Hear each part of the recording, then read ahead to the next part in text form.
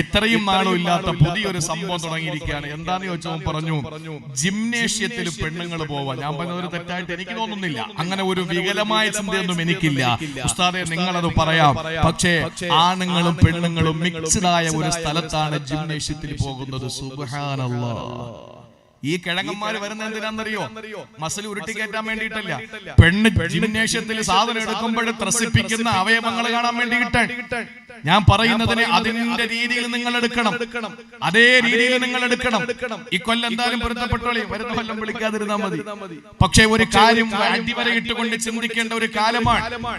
ഈ പെണ്ണിനെ വിടുന്ന വാപ്പ, അല്ലെങ്കിൽ ആ പെണ്ണിനെ വിടുന്ന ഭർത്താവ്, അല്ലെങ്കിൽ ആ പെണ്ണിനെ ജിംനേഷ്യത്തിലേക്ക് വിടുന്ന നാണം കെട്ടുപോകുന്ന ഈ കാലഘട്ടത്തിന്റെ വലിയ നവോത്ഥാന നായകന്മാരും അവകാശപ്പെടുന്ന യുവാക്കൾ എന്താ ചിന്തിക്കാത്തത്? ഡ്രൈവിങ്ങിന് വിടുകയാണ് ആണുങ്ങളോടൊപ്പം. അവൻ ഗിയർ മാറ്റി മാറ്റി എപ്പോഴും ഗിയർ മാറ്റുന്ന ജോലിയേ ഉള്ളവന്. കാരണം അവളെ കയ്യിൽ പിടിക്കാല്ല ഫ്രീ ആയിട്ട്. ഇതൊക്കെ മാറണം പ്രിയപ്പെട്ടവരെ, ഇതൊക്കെ മാറിയേ പറ്റൂ. ഉൾക്കൊള്ളുന്നവർക്ക് ഉൾക്കൊള്ളാം. വ്യക്തമായി എത്തിച്ചു കൊടുക്കുന്ന ഡ്യൂട്ടി മാത്രമേ പ്രവാചകന്മാർക്കും അവരുടെ അനന്തരാവകാശികളായ പണ്ഡിതന്മാർക്കുമുള്ളൂ. അത് ഉൾക്കൊള്ളാം, ഉൾക്കൊള്ളാതിരിക്കാം, അംഗീകരിക്കാം, തിരസ്കരിക്കാം. ജീവിതത്തിൽ വേണമെങ്കിൽ അതിനെ സ്വീകരിക്കാം, അല്ലെങ്കിൽ അതിനെ തള്ളിക്കളയാം. അതൊക്കെ കേൾവിക്കാരുടെയും അനുവാചകരുടെയും സ്വാതന്ത്ര്യമാണ്. അതിൽ കൈകടത്താൻ ഒരിക്കലും ഇസ്ലാം തന്നെ അനുവദിക്കും. ആ കാലഘട്ടത്തിലാണ് നമ്മളുള്ളത്. ജിംനേഷ്യത്തിൽ പെണ്ണുങ്ങൾ പോവാ, ആണും പെണ്ണും കൂടെ ഒരുമിച്ച് അവിടെ നിന്നിട്ട് ജിംനേഷ്യത്തിൽ പോയിട്ട് ഇങ്ങനെ ശരീരം ശരിയാക്കാൻ വേണ്ടി പോവാൻ. ഒന്ന് ആലോചിച്ച് നോക്കി. അങ്ങനെയൊക്കെ ആരെങ്കിലും ഒക്കെ പോകുന്നവരുണ്ടെങ്കിൽ നിർത്തിക്കോളി. അതുപോലെ ഡ്രൈവിംഗ് സ്കൂളിൽ നിങ്ങളുടെ ഭർത്താവിനോട് പഠിപ്പിച്ചു, അല്ലെങ്കിൽ പെണ്ണുങ്ങൾ പഠിപ്പിക്കുന്ന സ്ഥലത്ത് പോയി ആണുങ്ങൾ മാത്രമുള്ള, അല്ലെങ്കിൽ ഒരു സംഘമുള്ള, അങ്ങനെയാണോ? എത്രയോ സ്ഥലങ്ങളിൽ ഒറ്റയ്ക്ക് വാഹനം ഓടിച്ചിട്ട് പഠിപ്പിച്ചു കൊടുക്കുമ്പോ അതുവഴി പിന്നെ ലൈസൻസ് എടുത്ത് അതുവഴി അങ്ങ് പോവാൻ, തിരിച്ചു വരുന്നില്ല. ആ ഒരു അവസ്ഥയിലേക്കല്ലേ ഉള്ളത്? പിശാചിന്റെ പാത പിൻപറ്റിക്കൊണ്ട് പടച്ചവനെ മാറ്റി നിർത്തിയിട്ട് ജീവിതത്തിൽ എന്നാണോ ശൈത്താനെ നമ്മൾ സംരക്ഷകനാക്കിയത്, ആ നാള് മുതൽ തുടങ്ങി നമ്മുടെ അപജയം, ആ നാള് മുതൽ തുടങ്ങി നമ്മുടെ പരാജയം. അല്ലാഹു പറയുന്നു, അതാണ് ഏറ്റവും വലിയ സ്പഷ്ടമായ നഷ്ടവാളികളിൽ ഒന്നാമനെന്ന് അല്ലാഹുവിന്റെ പരിശുദ്ധ ഖുർആൻ. നമ്മൾ അറിയാതെ ഇതൊക്കെ ചെയ്തു പോകുന്ന വഴികൾ ഏതെന്നറിയോ? അതും ഖുർആൻ തന്നെ പറയാണ്. സൂറത്തുൻ നൂർ, വിശുദ്ധ ഖുർആൻ സൂറത്തുൻ നൂറിൽ അല്ലാഹു പറയുന്നു, ശൈത്താൻ നമ്മുടെ വലിയായ, നമ്മൾ പറയുമല്ലോ ശൈത്താൻ നമ്മുടെ വലിയൊന്നുമല്ല. വലിയെന്ന് പറഞ്ഞാൽ മറ്റേ ഈ ഔലിയാക്കളുടെ കൂട്ടത്തിൽപ്പെട്ട വലിയാണെന്ന് കരുതരുത്. വലി പല സൈസ് ഉണ്ടല്ലോ. രാത്രി കിടക്കുമ്പോൾ കൂർക്കം വലിയുണ്ട്, പിന്നെ കുറെ കെട്ടിച്ചമക്കപ്പെട്ട വലിയ ഔലിയാക്കളുണ്ട്, യഥാർത്ഥ അല്ലാഹുവിന്റെ ഔലിയാക്കളുണ്ട്. അങ്ങനെ വലിയ പല സൈസാണ്. പക്ഷെ ഈ വലി എന്ന് പറഞ്ഞാൽ ജീവിതത്തിൽ നമ്മൾ ഏറ്റവും വലിയ സംരക്ഷകരായി കാണുന്ന ഒരു പെണ്ണിനെ കെട്ടിച്ചു കൊടുക്കുമ്പോ അവളുടെ വലിയെന്ന് പറഞ്ഞ അവളുടെ സംരക്ഷകനാണ്. ആ വലിയ വിശുദ്ധ ഖുർആൻ പറയുകയാണ്, ശൈത്താനായാൽ നിന്റെ ജീവിതം നഷ്ടമാണ് പൊന്നുമോനെ, വ്യക്തമായ നഷ്ടമാ. എന്നിട്ട് അല്ലാഹു പരിചയപ്പെടുത്തുകയാണ്, ആ ശൈത്താന്റെ പാത പിന്തുടർന്നു പോകുമ്പോൾ നീ അറിയാതെ ചെയ്തു പോകുന്ന കാര്യങ്ങൾ എന്തൊക്കെയെന്നറിയോ? യാ അയ്യുഹല്ലദീന ആമനൂ ലാ തത്തബിഉ ഖുതുവാതി ശൈത്താൻ. ഓ വിശ്വാസികളെ, ഇത് ഈമാനുള്ളവരോട് മാത്രമുള്ള കൽപ്പനയാ, ലോകത്തുള്ള മുഴുവൻ മനുഷ്യരോടുമുള്ള കൽപ്പനയല്ല. 89 സ്ഥലങ്ങളിലാണ് ഖുർആൻ മുഅ്മിനീങ്ങളെ വിളിച്ചുകൊണ്ട് സംസാരിക്കുന്നത്. 20 സ്ഥലങ്ങളിലാണ് അല്ലാഹു മനുഷ്യരെ എന്ന് വിളിച്ച് സംസാരിച്ചത്. ഇത് മുഴുവനും അല്ലാഹു വിളിക്കുന്ന മുഅ്മിനീങ്ങളോടാ. ഓ സത്യവിശ്വാസികളെ, ലാ തത്തബിഉ ഖുതുവാതി ശൈത്താൻ, ശൈത്താന്റെ കാലടി നിങ്ങൾ പിന്തുടരരുതേ. വമൻ യത്തബിഉ ഖുതുവാതി ശൈത്താൻ, ആര് ശൈത്താന്റെ പാത പിന്തുടരുന്നുണ്ടോ, ഫയന്നഹു യഅ്മുറു ബിൽ ഫഹ്ശാഇ വൽ മുൻകർ, അവനോട് ശൈത്താൻ നിന്ദ്യമായ, നീചമായ, നികൃഷ്ടമായ, മ്ലേച്ഛമായ, ഏറ്റവും ദുർഗന്ധം വമിക്കുന്ന പ്രവർത്തനങ്ങളാണ് കൽപ്പിക്കുന്നത്. അവനോട് ദാരിദ്ര്യം പറഞ്ഞുകൊണ്ട്, അവനോട് കോപത്തിന്റെയും ദേഷ്യത്തിന്റെയും വൈമനസ്യത്തിന്റെയും വൈഷമ്യത്തിന്റെയും വൈക്ലഭ്യ വൈക്ലഭ്യത്തിന്റെയും കാര്യങ്ങൾ പറഞ്ഞുകൊണ്ട് അള്ളാഹു വെറുത്തിട്ടുള്ള, റസൂൽ വെറുത്തിട്ടുള്ള, പൊതുജനം വെറുക്കുന്ന നാട്ടിലെ തിന്മകളായ തിന്മകൾ മുഴുവനും അവനോട് ചെയ്യാൻ പ്രേരിപ്പിക്കുന്നതാണ് ശൈത്താന്റെ പാത പിന്തുടർന്നാലുള്ള അടയാളമെന്ന് അള്ളാന്റെ പരിശുദ്ധ ഖുർആൻ. നമസ്കാരം കഴിഞ്ഞിട്ട് പരദൂഷണം പറയാ തോന്നുന്നത് എന്തുകൊണ്ടാണ്? നീ അള്ളാനെ പിൻപറ്റുന്നില്ല, പകരം ശൈത്താനെ പിൻപറ്റുകയാ. തല തുറന്നിട്ടുകൊണ്ട് റോട്ടിലൂടെ നടന്നു പോകാ പെണ്ണേ, നിനക്കെങ്ങനെയാ മനസ്സ് വരുന്നത്? നിന്റെ തലമുടി ഔറത്താണ് മോളെ, നിന്റെ ശരീരത്തിന്റെ ഓരോ രോമകൂപങ്ങളും ഔറത്താ. ആ രോമങ്ങൾ തുറന്നിട്ടുകൊണ്ട് തലമറയ്ക്കാതെ നടക്കാൻ നിന്നെ പ്രേരിപ്പിക്കുന്നത് എന്തുകൊണ്ടാണ്? നീ ശൈത്താന്റെ പാത പിന്തുടരുന്നതിന്റെ പേരിലാ. പ്രിയപ്പെട്ടവരെ, ലഹരി എന്താ ഉപയോഗിക്കാൻ തോന്നുക? എന്തുകൊണ്ടാണ് പലിശ വാങ്ങാൻ തോന്നുക? എന്തുകൊണ്ടാണ് ജനങ്ങളുടെ സമ്പത്ത് പിടിച്ചു പറ്റിയിട്ട് പറ്റിച്ചു നടക്കാൻ നിനക്ക് കഴിയുക? ഇതെല്ലാം ശൈത്താന്റെ പിന്നാലെ നീ നടന്നു പോയതിന്റെ ലക്ഷണമാണ് എന്ന് അള്ളാന്റെ പരിശുദ്ധ ഖുർആൻ സൂറത്തു നൂറിലൂടെ അള്ളാഹു നമ്മെ പഠിപ്പിക്കുകയാണ്. ശൈത്താന്റെ പാത പിന്തുടർന്നാൽ നിങ്ങൾക്ക് മനസ്സിലാവുന്നുണ്ടോ? വിഷയം മനസ്സിലാവുന്നുണ്ടോ? അൽഹംദുലില്ലാഹ്. ശൈത്താന്റെ പാത പിന്തുടർന്നാൽ അടയാളം എന്താ? അവൻ ചെയ്യുന്നത് മൊത്തം ഫഹ്ശാഉം മുൻകറും ആയിരിക്കും. എന്ന് പറഞ്ഞാൽ വെറുക്കപ്പെട്ടതും മ്ലേച്ഛമായതും അവന്റെ ജീവിതത്തിന്റെ എല്ലാ മേഖലകളിലും. എന്റെ പ്രിയപ്പെട്ടവരെ, ശൈത്താൻ നമ്മുടെ വീട്ടിലേക്ക്, നമ്മുടെ ജീവിതത്തിലേക്ക് കടന്നു വരുന്നുണ്ട്, നമ്മൾ അറിയുന്നില്ല. ആ ശൈത്താനോട് പോരടിച്ചിരിക്കാൻ നമ്മളെ കൊണ്ട് കഴിയില്ല. അത് നമ്മൾ വളരെ വ്യക്തമായി മനസ്സിലാക്കണം. ഈ കള്ള് കുടിക്കുന്നവനോട് പറഞ്ഞു നോക്കണം, മദ്യപിക്കുന്നവനോട് പറഞ്ഞു നോക്കണം, നീ അത് മദ്യപിക്കരുത്. അവൻ പറയും ഇത് വലിയൊരു തെറ്റല്ല, അവനത് തോന്നില്ല. പലിശ വാങ്ങുന്നവനോട് ഇത് പറയുമ്പോൾ അവൻ അതിന് മനോഹരമായ ഒരു പേര് കൊടുക്കും, ഹദിയ. പലിശ, ഞാൻ നിനക്ക് കുറച്ച് പൈസ തന്നു, അതിന് പലിശയല്ല, അതിന് അറബി പേരിടും ഹദിയ. ഒരു ചെറിയ ഹദിയാണ് അവൻ തന്നത്. ഇത് അവനെ അഴകായി തോന്നും. എന്തുകൊണ്ടാണ്? വിശുദ്ധ ഖുർആൻ പറയുന്നു, വസയ്യന ലഹും ശൈത്താനു മാ കാനൂ യഅമലൂൻ. ശൈത്താൻ ഏതൊരു കാര്യം നമ്മോട് ചെയ്യാൻ പറഞ്ഞാലും അത് നമ്മൾ ചെയ്താൽ, നമ്മൾ ചെയ്യുന്ന ഏത് പ്രവർത്തനങ്ങളെയും ശൈത്താൻ അത് അലങ്കാരമാക്കി കാണിച്ചു തരും. എന്റെ പ്രിയമുള്ള സഹോദരങ്ങളെ, ശൈത്താൻ അവന്റെ പാത പിൻപറ്റി ജീവിക്കാൻ നമ്മളെ തെരഞ്ഞെടുത്തു കഴിഞ്ഞാൽ, നമ്മൾ അവനെ സംരക്ഷകനാക്കി മാറ്റിക്കഴിഞ്ഞാൽ, നമ്മുടെ ജീവിതത്തിൽ നേരെ നമ്മളെ കൊണ്ടെത്തിക്കുന്നത് വളരെ ഗുരുതരമായ ഏറ്റവും മോശമായി നമ്മൾ കാണുന്ന ശിർക്ക് പോലുള്ള, കുഫർ പോലുള്ള മഹാപാതകത്തിലേക്ക് നമ്മളെ കൊണ്ടെത്തിക്കും. ഞാൻ എന്റെ പ്രിയപ്പെട്ട സഹോദരിമാർക്ക് വേണ്ടി, നമ്മൾ അറിയാതെ അവസാനം ശൈത്താൻ എന്താ ചെയ്യുന്നതെന്നറിയോ? ഞാനൊരു ചെറിയ ചരിത്രം നിങ്ങളോട് പറയാം. ചരിത്രം പറഞ്ഞുകൊണ്ട് നമുക്ക് ഉള്ള സമയം കളയാനില്ല. അതുകൊണ്ട് പക്ഷെ ജീവിതത്തിൽ ചരിത്രങ്ങളിൽ നിന്ന് പാഠം ഉൾക്കൊള്ളണമല്ലോ. അതുകൊണ്ട് ഒരു ചെറിയ ചരിത്രം എന്റെ പ്രിയപ്പെട്ട സഹോദരങ്ങളുടെ മുമ്പിൽ ഒന്ന് ഉണർത്തുകയാണ്. ഏറ്റവും ഒടുവിൽ നമ്മളെ ഇപ്പൊ ഇഷ്ടമുള്ളത്, ശൈത്താൻ ഇഷ്ടമായതൊക്കെ നമ്മളെ കൊണ്ട്, നമുക്ക് ഇഷ്ടപ്പെട്ടതൊക്കെയും ശൈത്താൻ ഇങ്ങനെ കാണിച്ചു തരും, നമ്മളതൊക്കെ ചെയ്യും. പക്ഷേ അവസാനം എന്താ സംഭവിക്കാൻ പോകുന്നതെന്നറിയോ? വളരെ വ്യക്തമായി നിങ്ങൾ കേട്ടോ. മഹാനായ അബ്ദുല്ലാഹി ഇബ്നു മസ്ഊദ് റളിയല്ലാഹു തആല അൻഹു, ഇബ്നു മസ്ഊദ് റളിയല്ലാഹു തആല അൻഹു പറയുകയാണ്, സഹോദരങ്ങള്, സഹോദരിമാര് വളരെ വ്യക്തമായി കേൾക്കുക. ബനൂ ഇസ്രായേലിൽ ഒരു പ്രിയപ്പെട്ട സഹോദരിക്ക് 4 സഹോദരങ്ങൾ ഉണ്ടായിരുന്നു. ആ സഹോദരി ആട്ടിൻപറ്റങ്ങളെ മേച്ചു നടക്കുന്ന, ആടുകൾക്ക് വെള്ളം കൊടുക്കുന്ന ജോലിയുള്ള പാവപ്പെട്ട കുടുംബത്തിലെ ഒരു സഹോദരിയാണ്. ആ സഹോദരിക്ക് 4 സഹോദരങ്ങളാണ്. ആ സഹോദരി വൈകുന്നേരം ആട്ടിൻപറ്റങ്ങളെ മേച്ചിട്ട് ക്ഷീണിതയാകുമ്പോൾ വൈകുന്നേരം അവള് കിടക്കുന്നത് എവിടെയെന്നറിയോ? ഒരു സൂഫിയായ മനുഷ്യന് താമസിക്കുന്ന ഒരു ചെറിയ ഒരു ടെന്റിലാണ്. ഒരു സൂഫിയായ മനുഷ്യന് ഭൗതികമായ യാതൊന്നും ആഗ്രഹിക്കാത്ത, ഈ ലോകത്തിന്റെ എല്ലാ ചിന്തകളോടും വിരക്തി പ്രകടിപ്പിച്ച ഒരു സാലിഹായ, ഒരു സൂഫിയായ മനുഷ്യന്റെ ഒരു ഖാൻഗാഹില്, ഒരു ടെന്റിനകത്താണ് ആ സഹോദരി വന്ന് കിടക്കുക. ആർക്കും സംശയമില്ല, ആർക്കും വിഷമമില്ല, ആർക്കും ആശങ്കയില്ല. കാരണം എന്തെന്നറിയോ? ഈ ഭൗതികമായ ഭൗതികമായ ലോകങ്ങളോട് മുഴുവൻ വിട പറഞ്ഞുകൊണ്ട് ഏകനായ അള്ളാനെ ആരാധിച്ചു കൊണ്ടിരിക്കുന്ന ഒരു സൂഫിയായ മനുഷ്യനാണ്. ഇത് പറയുന്നതാരാണ്? ഇബ്നു മസ്ഊദ് റളിയല്ലാഹു അൻഹുമയാ. പ്രിയപ്പെട്ടവരെ, ആലോചിച്ചു നോക്കുക. ഇബ്നു മസ്ഊദ് റളിയല്ലാഹു അൻഹു പറയുകയാണ്, ഒരു ദിവസം ആ പെൺകുട്ടി, ആ സഹോദരി ആട്ടിൻപറ്റങ്ങളെ മേച്ചിട്ട് വൈകുന്നേരം സൂഫിയുടെ റൂമിലേക്ക് കടന്നു വരുമ്പോ, ആ ടെന്റിലേക്ക് കടന്നു വരുമ്പോൾ ആ സൂഫിയുടെ മുന്നിലേക്ക് പിശാച് കടന്നു വരികയാ. ഏതോ ഒരു ദുർബല നിമിഷത്തിൽ ആ ദുർമന്ത്രമോദി കൊടുത്തുകൊണ്ട് ആ പ്രിയപ്പെട്ട സൂഫിയായ മനുഷ്യനാ പെങ്ങളെ, ആ പ്രിയപ്പെട്ട സഹോദരിയെ ശാരീരികമായി ഉപയോഗിക്കുകയാ. പ്രിയപ്പെട്ടവരെ, ചിന്തിക്കണേ. ഒരു നിമിഷം ആ തെറ്റങ്ങ് ജീവിതത്തിൽ വന്നുപോയി വല്ലാത്ത ആശങ്കയായി, വല്ലാത്ത മാനസിക ദുഃഖമായി, വല്ലാത്ത മാനസിക വിഷമമായി ആ സഹോദരൻ ഇങ്ങനെ വല്ലാതെ സങ്കടപ്പെട്ടിരിക്കുമ്പോ അതാ ഒരു വാർത്ത കേൾക്കുകയാണ്. ആ പെൺകുട്ടി ഗർഭിണിയായത്രേ. ആ പെൺകുട്ടി ഗർഭിണിയായി.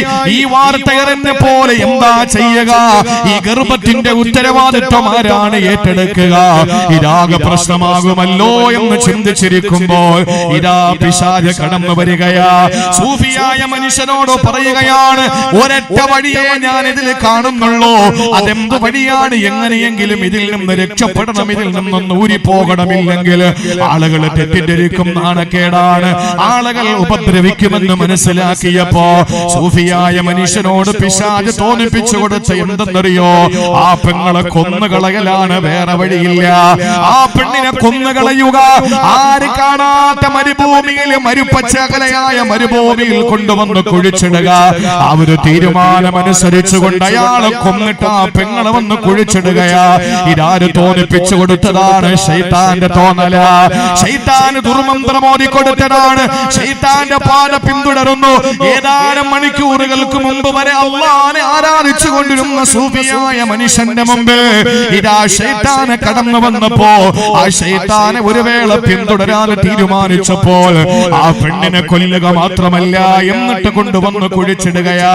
എന്റെ പ്രിയപ്പെട്ടവരെ, പിശാചം രാത്രിയാകുമ്പോ 4 സഹോദരങ്ങളിലും ഉറക്കത്തിലേക്ക് കടന്നു ചെല്ലുകയാ. ആ 4 ആങ്ങളമാരുടെയും ഉറക്കത്തിൽ പോയി. എന്നിട്ട് അവരോട് ഓരോരുത്തരോടും പറഞ്ഞു കൊടുത്തു, നിങ്ങളുടെ പെങ്ങളെ ബലാത്സംഗത്തിനിരയായിരിക്കുകയാ, അവളെ ഗർഭിണിയാണ്. എന്നിട്ട് അവളെ ഇതാ കുഴിച്ചിട്ടിരിക്കുകയാണ്. കുഴിച്ചിട്ട സ്ഥലം പോലും പരിചയപ്പെടുത്തി കൊടുത്തു. സുബ്ഹാനല്ലാഹ്. നേരം വെളുത്തപ്പോൾ ഒരു സഹോദരൻ 3 പേരോട് പറയുകയാണ്, ഇന്നലെ ഞാനൊരു സ്വപ്നം കണ്ടു. ഞങ്ങളുടെ പെങ്ങൾ, നമ്മുടെ പ്രിയപ്പെട്ട പെങ്ങൾ ക്രൂരമായി ബലാത്സംഗത്തിനിരയാക്കപ്പെട്ട് അവളെ കൊന്നുകളഞ്ഞു കുഴിച്ചിട്ട സ്ഥലം പോലും ഞാൻ കിനാവ് കണ്ടു. രണ്ടാമൻ പറഞ്ഞു, ഞാനും അത് തന്നെ കണ്ടു. മൂന്നാമനും 4-മനും അത് തന്നെ കണ്ട വിവരം പറഞ്ഞു. ഓടിച്ചെന്ന ആ ഭാഗം കുഴിച്ചു നോക്കുമ്പോ അതാ തങ്ങളുടെ ഏക പെങ്ങളെ കുഴിച്ചിട്ടിരിക്കുകയാ. ഉറപ്പാണ് ഇത് ഹാങ്കാഗിനകത്ത് സൂഫി എന്ന് പറയുന്ന കള്ള സൂഫി എല്ലാരെ ചെയ്യില്ല. ആ കള്ള സൂഫി എല്ലാരെ ചെയ്യില്ല. പ്രിയപ്പെട്ട സഹോദരങ്ങളെ, ആബിദായ അള്ളാനെ ആരാധിച്ചു കൊണ്ടിരുന്ന മനുഷ്യന്റെ മുമ്പിലേക്ക് ചെന്ന് ചോദിക്കുകയാ. 4 ആങ്ങളമാരും വന്ന് മാറി മാറി ചോദ്യം ചെയ്തപ്പോൾ പ്രിയപ്പെട്ടവരെ തെറ്റ് സമ്മതിക്കേണ്ടി വന്നു. നേരെ കൊണ്ടുവരികയാണ് രാജാവിന്റെ മുമ്പിൽ. ഇനി രാജാവ് തീരുമാനിക്കട്ടെ. നീതിപീഠത്തിന്റെ മുമ്പിലേക്ക് കൊണ്ടുവന്നു. നീതിപീഠമാണ് ഇനി തീരുമാനിക്കേണ്ടത്. കൊണ്ടുവന്ന് ചോദിക്കുമ്പോൾ ചോദ്യത്തിന് ഉത്തരമായി കുറ്റമേറ്റെടുക്കുകയാ. അതേ ദുർബല നിമിഷത്തിൽ സംഭവിച്ചു പോയി. എന്താണ് ഇനി സംഭവിക്കുക? പ്രിയപ്പെട്ടവരെ, അവിടെ ശൈത്താൻ ഓടി വരികയാ. അവിടെ ശൈത്താൻ ഓടി വരികയാണ്. ആ കൊലയാളിയായ മനുഷ്യന്റെ വക്കാലത്ത് ഏറ്റെടുത്തുകൊണ്ട് പിശാച് വരികയാ. എന്നിട്ട് പിശാച് പറഞ്ഞതെന്തെന്നറിയോ? ഇന്നി ഔഖഅതുക ഫീ ഹാദാ. സൂഫിയായ മനുഷ്യ, നിങ്ങൾ ഈ വിഷയത്തിൽ പെടുത്തിയത് ഞാനാ. ആ പെണ്ണിനെ വ്യഭിചരിക്കാനും മനസ്സിൽ മന്ത്രമോദിയത് ഞാനാ. എന്നിട്ട് ഗർഭിണിയായ പെണ്ണിനെ കുഴിച്ചിടാനും കൊല്ലാനും പ്രേരിപ്പിച്ചത് ഞാനാ. ഈ വിഷയത്തിൽ ഞാനാണ് നിങ്ങളെ ഇതെല്ലാം ചെയ്തത്. അതുകൊണ്ട് തന്നെ വലയും എനിക്കല്ലാതെ നിങ്ങളെ രക്ഷപ്പെടുത്താൻ ലോകത്താർക്കും കഴിയൂല. എനിക്ക് മാത്രമേ നിങ്ങളെ രക്ഷപ്പെടുത്താൻ കഴിയുള്ളൂ. നിങ്ങളെ അതിൽ നിന്ന് ഞാൻ രക്ഷപ്പെടുത്താം. പക്ഷേ എനിക്ക് നിങ്ങൾ പകരം എന്താണ് തരുന്നത്? അയാൾ ചോദിച്ചു, എന്താ നിനക്ക് ഞാൻ തരേണ്ടത്? ഒരൊറ്റ കാര്യം എനിക്ക് തന്നാ മതി. അത് നിങ്ങൾക്ക് ഛേദമുള്ള കാര്യമല്ല, അത് നിങ്ങൾക്ക് ഭീകരമായ കാര്യമല്ല. ഒരു ചെറിയ കാര്യമാണ് ഞാൻ ചോദിക്കുന്നത്. അത് പണമല്ല, പദവിയല്ല. എനിക്ക് വേണ്ട ഒരു ചെറിയ കാര്യമാണ്. അത് നിങ്ങളൊന്ന് ചെയ്താൽ ഈ പീഡനത്തിൽ നിന്ന് നിങ്ങളെ ഞാൻ രക്ഷപ്പെടുത്താം, ഈ കൊലപാതകത്തിൽ നിന്ന് നിങ്ങളെ ഞാൻ രക്ഷപ്പെടുത്താം. അയാൾ ചോദിച്ചു, എന്താ ഞാൻ ചെയ്യേണ്ടത്? പിശാച് മറുപടി കൊടുക്കുന്നു, ഫസ്ജുദ് ലീ സജ്ദതൻ വാഹിദ. ഒരു ചെറിയ സുജൂദ് എനിക്ക് വേണ്ടി ഒന്ന് ചെയ്യോ, ഒരൊറ്റ സുജൂദ് എനിക്ക് വേണ്ടി ഒന്ന് ചെയ്യോ. ഒരു സുജൂദിനപ്പുറത്ത് ഞാൻ ആവശ്യപ്പെടൂല. ഒരൊറ്റ സുജൂദ് നീ എനിക്ക് ചെയ്താൽ ഈ പ്രയാസത്തിൽ നിന്ന് ഞാൻ നിന്നെ രക്ഷപ്പെടുത്താമെന്ന് പറഞ്ഞിട്ട് പിശാച് അയാളോട് പറയുമ്പോ നിൽക്കക്കള്ളിയില്ലാതെ പീഡനങ്ങൾ ഇനി തുടരെ തുടരെ വരുമെന്ന ഭയത്തോടെ ആ സൂഫിയായ മനുഷ്യൻ എന്ത് ചെയ്തെന്നറിയോ? അതുവരെ ആരുടെ മുന്നിലും അടിയറവ് പറയാത്ത തല, ആരുടെ മുന്നിലും കുനിക്കാത്ത തല, ഇന്നലെ വരെ പടച്ചവനെ അവലിയാക്കിയിട്ട് സംരക്ഷകനായി ജീവിച്ചപ്പോ യാതൊരുത്തന്റെ മുമ്പിലും കുനിക്കാത്ത അന്തസ്സിന്റെ ആഭിജാത്യത്തിന്റെ യശസ്സിന്റെ തലയുണ്ടല്ലോ. പ്രിയപ്പെട്ടവരെ, ആ തല കൊണ്ടുവന്ന് പിശാചിന്റെ മുമ്പിൽ സുജൂദ് ചെയ്യുകയാ. ആ സമയത്ത് എന്താ പിശാച് പറഞ്ഞതെന്നറിയോ? ആ പിശാച് പറയുന്നു, നീ സുജൂദ് ചെയ്തല്ലോ, എനിക്കിനി ഒന്നും ചെയ്യാനില്ല, എനിക്കിനി ഒന്നും ചെയ്യാനില്ല, ഞാനിതാ പോവുകയാണ്, എനിക്ക് റബ്ബിനെ പേടിയാണെന്ന് പറഞ്ഞിട്ട് ശൈത്താൻ അവിടെ നിന്ന് മാഞ്ഞു പോയത്രേ. ഇതേതെങ്കിലും സിനിമയിലെ തിരക്കഥയല്ല, ഇതേതെങ്കിലും നാടകത്തിന്റെ ഇതിവൃത്തമല്ല, ഇതേതെങ്കിലും സീരിയലിന്റെ ക്ലൈമാക്സുമല്ല. ഇത് മഹാനായ സഹാബി അബ്ദുല്ലാഹി ഇബ്നു മസ്ഊദ് റളിയല്ലാഹു അൻഹുവിന്റെ പ്രഭാഷണത്തിൽ നിന്നുള്ള ശകലമാ. അദ്ദേഹം ഇത് പറയുക മാത്രമല്ല, ഈ സംഭവം പറഞ്ഞിട്ട് തന്നെ മുന്നിലിരിക്കുന്നവരോട് വിശുദ്ധമായ ഖുർആൻ സൂറത്തുൽ ഹശ്റിലെ ഒരു ആയത്ത് ഓതുകയാ. ഏതാണ് ആയത്തെന്നറിയോ? ആയത്ത് വളരെ വ്യക്തമായി എന്റെ പ്രിയപ്പെട്ട പെങ്ങന്മാര് മനസ്സിലാക്കുക. അല്ലാഹുവിന്റെ ഖുർആനിലെ സൂറത്തുൽ ഹശ്റിൽ അല്ലാഹ് പറയുകയാ, കമസലി ശൈത്താൻ ഇദ ഖാല ലിൽ ഇൻസാനി കുഫറ ഫലമ്മാ كفر قال إني بريء منك إني أخاف الله رب العالمين. ഇത് തന്നെയാണ് പിശാചിന്റെ സ്വഭാവം. ഇത് തന്നെയാണ് ബദറിൽ നടന്നത്. ഇത് തന്നെയാണ് ബദറിൽ പ്രിയപ്പെട്ട സഹാബത്തിന്റെ മുമ്പിൽ എത്തപ്പെട്ട സത്യനിഷേധികൾ കുഫാറുകളോട് പിശാച് വന്നിട്ട് നിങ്ങൾ ധൈര്യമായി പോകൂ, 313 പട്ടിണി പേക്കോലങ്ങളെ തൂത്തെറിയൂ എന്ന് പറഞ്ഞിട്ട് ആ പിശാച് ശത്രുക്കളെ രണാങ്കണത്തിൽ ഇറക്കിയിട്ട് ഓടുമ്പോൾ പറഞ്ഞതും ഇത് തന്നെയാ. എന്താ ഇബ്നു മസ്ഊദ് തങ്ങൾ ഈ ചരിത്രം പറഞ്ഞിട്ടോ ഈ ആയത്തിന്റെ അർത്ഥമെന്നറിയോ?